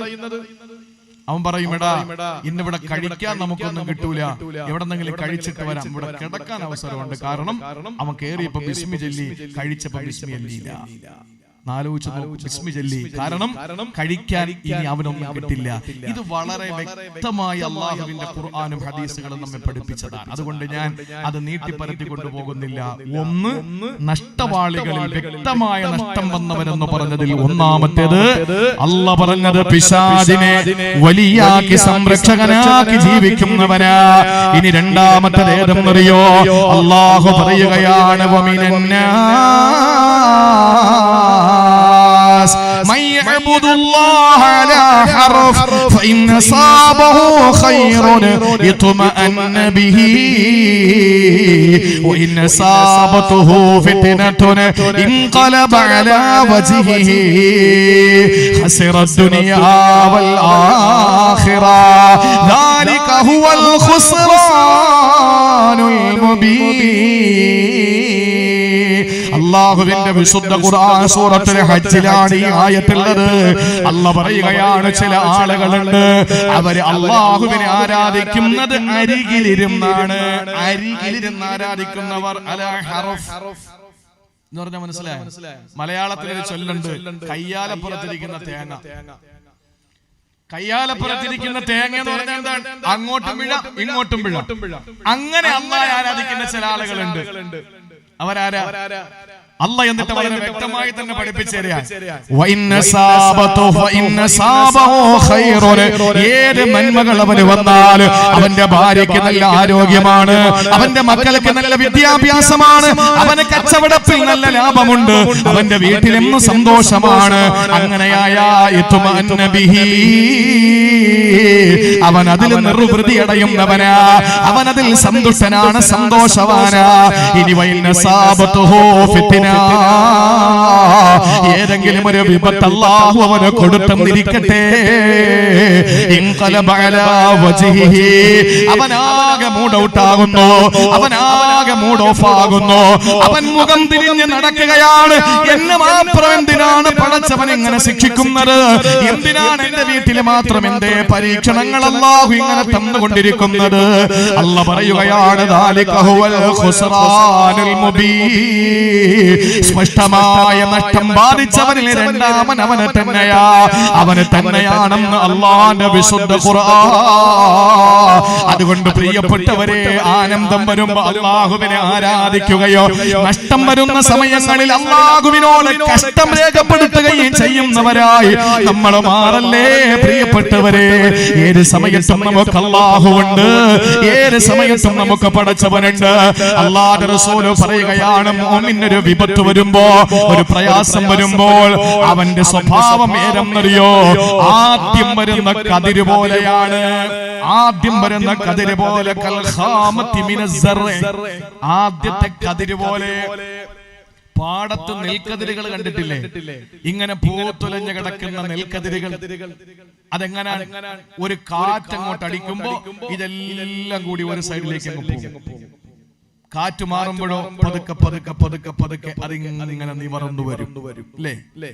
അള്ളാന്റെ റസൂല് പറഞ്ഞു മസലുൽ മുഅ്മിനി കൽ ഖാമത്തി മിനസ് സറഅ്, കൃഷിയിടത്തിന്റെ പ്രഥമ തണ്ട് പോലെയാണ് മുഅ്മിനായ മനുഷ്യന് വിപത്ത് വരുമ്പോൾ. ഒരു രോഗം വന്നാൽ അവൻ ശരീരമൊക്കെ തളർന്ന് വല്ലാത്തൊരവസ്ഥ. രോഗം അങ്ങോട്ട് മാറുമ്പോൾ അവൻ ഇതിനിടയിൽ കുറ്റപ്പെടുത്തല ഒന്നുമില്ല. എന്ത് വിപത്ത് വന്നാലും അവന് അതിന്റെ പരിഹാരം കാണും. അത് കഴിഞ്ഞിട്ട് അവൻ നിവർന്ന് നിൽക്കും, യാതൊരു കുഴപ്പവുമില്ല. പക്ഷേ സത്യനിഷേധികൾ എങ്ങനെയാണ്? ഉള്ളിൽ ഈമാനില്ലാത്തവരെങ്ങനെയാണ്? കൽബിൽ നൂറ് കണക്കാത്തവരെങ്ങനെയാണ്? അല്ലാഹുവിന്റെ റസൂല് പറയുന്നു കൽ അർസതി, പന പോലെയാണ്. പന പോലെ കാറ്റടിച്ച പന കുലുങ്ങോ? ഇല്ല. അതുകൊണ്ടാ പറയുന്ന പകയന്മാരെ പടച്ചോ പന പോലെ വളർത്തുന്നു. ഒരു കാറ്റടിച്ചാലും കൊടുങ്കാറ്റടിച്ചാലും ഇങ്ങനെ തന്നെ നിൽക്കും പന, അനങ്ങൂല, ചലിക്കൂല.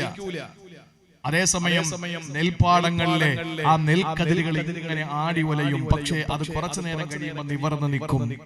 പന എത്ര കൊടുങ്കാറ്റടിച്ചാലും അങ്ങനെ തന്നെ നിൽക്കും. പക്ഷേ ഒരു വലിയ കൊടുങ്കാറ്റടിച്ചു വീശി അതിന്റെ കടപുഴകി വീണുപോയാൽ പിന്നെ അത് നൂന്നു വരൂല, നിവർന്നു വരൂല. അത് അപ്പാടെ വീണ് കിടക്കുന്ന തടിക്കഷ്ണം പോലെ, ചാരിവെച്ച മരത്തടി പോലെ അതങ്ങനെ ആയി പോകും. അതാണ് ഈമാൻ ഖൽബിലില്ലാത്തവന്റെ ഉദാഹരണം. നമ്മളാരാ? വിഷമം വരും, വീണ്ടും സടകുടഞ്ഞെഴുന്നേക്കും, വീണ്ടും അല്ലാഹുവിനെ സ്തുതിക്കും. അൽഹംദുലില്ലാഹ്, ആഫിയത്തോടെ പള്ളിയിൽ രോഗം വന്നു, വീട്ടിൽ പോയി കിടന്നു, ആശുപത്രിയിൽ പോയി മരുന്ന് വെച്ചു, തിരിച്ചു വന്നു, അൽഹംദുലില്ലാഹ് അസുഖം കുറഞ്ഞു, വീണ്ടും പള്ളിയിൽ വരും. വീണ്ടും അവൻ അസുഖം കൊടുക്കും, വീണ്ടും ആശുപത്രിയിൽ പോയി കുറച്ച് ദിവസം കിടക്കും, മരുന്ന് കഴിക്കും, പനി മാറും, വീണ്ടും പള്ളിയിൽ വരും. നെൽക്കതിര് പോലെ. ചില ആളുകൾക്ക് അങ്ങനല്ല, ഖൽബിൽ ഈമാനില്ല. കണ്ടിട്ടില്ലേ? ഒരു നേരത്തെ ഭക്ഷണം കഴിക്കാൻ വകയില്ലാതെ പാടുപെടുന്ന കോടാനുകോടി ജനവിഭാഗങ്ങൾ ഒരു നേരത്തെ ഭക്ഷണത്തിന് വേണ്ടിയിട്ട് 5 സ്റ്റാർ ഹോട്ടലുകളുടെ മുമ്പിൽ അവരുടെ ഭിക്ഷാപാത്രം നീട്ടിക്കിട്ടി യാചിക്കുമ്പോൾ ഒരു നേരത്തെ ഭക്ഷണം കഴിക്കാൻ വകയില്ലാതെ തങ്ങളുടെ ജീവിതത്തിന്റെ വരുമാന മാർഗമാകുന്ന ഒരു പശുവിനെയോ ഒരു മൃഗത്തെയോ അതിനെ പരിപാലിച്ച് ജീവിക്കാൻ വേണ്ടി പാവപ്പെട്ട സഹോദരങ്ങൾ കഷ്ടപ്പെടുമ്പോൾ അതേ മൃഗത്തിന്റെ പേരിൽ തല്ലിക്കൊല്ലുന്ന കാപാലികന്മാർ, അവർക്ക് യാതൊരു ബുദ്ധിമുട്ടുമില്ല. അവർക്ക് അല്ലാഹു ഇങ്ങനെ സൗകര്യങ്ങൾ ചെയ്തു കൊടുക്കുകയാണ്. അവനൊക്കെ പന പോലെയാണ്, പന പോലെയാണ്, വീഴൂല. അടുത്തൊന്നും ഇവനൊന്നും വീഴൂല. വീഴുന്നത് മുഴുവനും പാവപ്പെട്ട ആദ്യത്തെ കൃഷിപ്പാടത്തിന്റെ ആദ്യത്തെ പ്രഥമ തണ്ട് പോലെ ഈ മുസ്ലിം ഉമ്മത്താണ് തളർന്നു വീഴുന്നത്.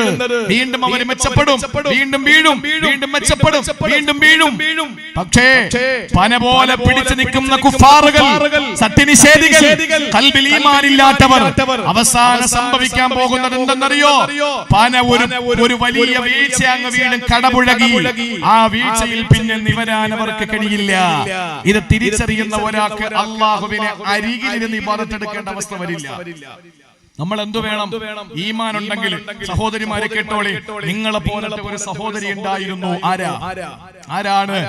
ഹൻസ എന്ന പേരുള്ള ഒരു സഹോദരി. ആരാണ് ഹൻസ? ഹൻസാക്ക് ഒരു സഹോദരൻ ഉണ്ടായിരുന്നു. ആ സഹോദരന്റെ പേര് സഖർ എന്നാണ്. സഖർ എന്ന സഹോദരനോടൊപ്പം കളിക്കൂട്ടുകാരിയായി ജീവിതത്തിന്റെ ബാല്യകാലങ്ങളിൽ ഓടി നടന്ന സന്തോഷത്തിന്റെ നിമിഷങ്ങൾ. ആ പാവപ്പെട്ട സഖർ എന്ന് പറയുന്ന സഹോദരൻ മരണപ്പെട്ടു പോയി. ഹൻസ എന്ന പാവപ്പെട്ട പൊന്നുമോക്ക് സഹിക്കാൻ പറ്റുന്നില്ല. തന്റെ കളിക്കൂട്ടുകാരനായ തന്റെ സഹോദരന് മരണപ്പെട്ടു പോയി. ഉമ്മ രണ്ടാണെങ്കിലും വാപ്പ ഒന്നാണ്. ആ സഖറിന്റെ മരണം വല്ലാതെ വേദനിപ്പിക്കുകയാണ് ഹൻസയെ. ആ ഹൻസയ്ക്ക് പിടിച്ചു നിൽക്കാൻ പറ്റുന്നില്ല. ഹൻസ ഓരോ ദിവസവും ഭ്രാന്തിയെ പോലെ പാട്ടെഴുതാൻ തുടങ്ങി. കവിത എഴുതി തന്റെ സഹോദരന് വേണ്ടി കവിത എഴുതുകയാ. എങ്ങനെയാണ് സ്വന്തം സഹോദരൻ മരണപ്പെടുമ്പോൾ സഹിക്കുക? ആ പ്രിയപ്പെട്ട സഹോദരി വളർന്നു യുവതിയായി. ആ യുവതിയായ ഹൻസായുടെ ഖൽബിലേക്ക് ഈമാൻ കടന്നു. ആ ഹൻസ സഹാബിയത്തായി. പ്രിയപ്പെട്ട സഹോദരങ്ങളെ ചിന്തിക്കണേ, അല്ലാഹുവിന്റെ റസൂലിനെ കൊണ്ട് വിശ്വസിക്കുകയാ. ആ പ്രിയപ്പെട്ട ഹൻസ എന്ന സഹോദരിക്ക് എന്താ പിന്നീട് സംഭവിച്ചതെന്നറിയോ? ഹൻസാക്ക് 4 ആൺമക്കളെ അല്ലാഹു കൊടുത്തു. ആ 4 ആൺമക്കളെയും നല്ലപോലെ പഠിപ്പിച്ചു വലുതാക്കുകയാ. മതബോധം കൊടുത്ത് ദീനീ ബോധം കൊടുത്ത് വളർത്തിക്കൊണ്ടുവരികയാ. അവസാന ഖാദിസിയ യുദ്ധം നടക്കുന്ന സമയത്ത് ഹൻസാ ബീവി ചിന്തിക്കുകയാണ്, എനിക്ക് ദീനിന് എന്ത് കൊടുക്കാൻ കഴിയും? എനിക്ക് പരിശുദ്ധ ദീനുൽ ഇസ്ലാമിന് കൊടുക്കാൻ എന്റെ കയ്യിലൊന്നുമില്ലല്ലോ. ഹൻസ ചിന്തിക്കുകയാണ്, 4 ആൺമക്കളുണ്ടല്ലോ, ആൺമക്കളെ വിളിച്ചു നിർത്തിയിട്ട് പറഞ്ഞു, പൊന്നുമക്കളെ, വാപ്പയെ ഞാൻ വഞ്ചിച്ചിട്ടില്ല, നിങ്ങളുടെ വാപ്പയെ ഞാൻ ചതിച്ചിട്ടില്ല. പൊന്നുമക്കളെ, മാഹിന്ദു അബാക്കും, നിങ്ങളുടെ വാപ്പയെ ഞാൻ ചതിച്ചിട്ട് മറ്റൊരാളോടൊപ്പം കിടപ്പറവം കിട്ടിട്ടില്ല. നിങ്ങൾ 4 പേരും ഒരു വാപ്പയുടെ മക്കളെ തന്നെയാ. ഈ ഉമ്മ പറയട്ടെ, നിങ്ങൾ നല്ലതുപോലെ കുളിച്ചു വരുവോ?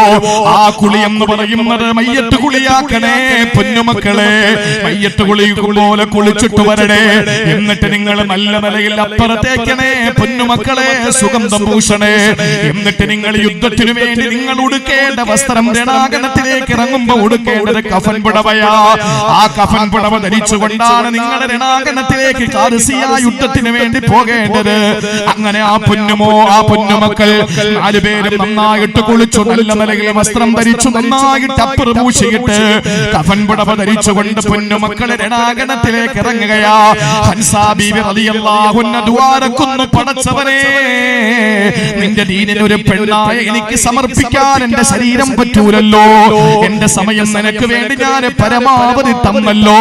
എന്റെ 4 മക്കളെയും ഇതാ ഖാദിസിയ യുദ്ധത്തിന് വേണ്ടി ഞാൻ ഇറക്കി വിടുകയാ. എന്റെ പൊന്നുമക്കളെ, ഒരിക്കലും നീ തിരിച്ചയക്കല്ലേ തമ്പുരാനെ.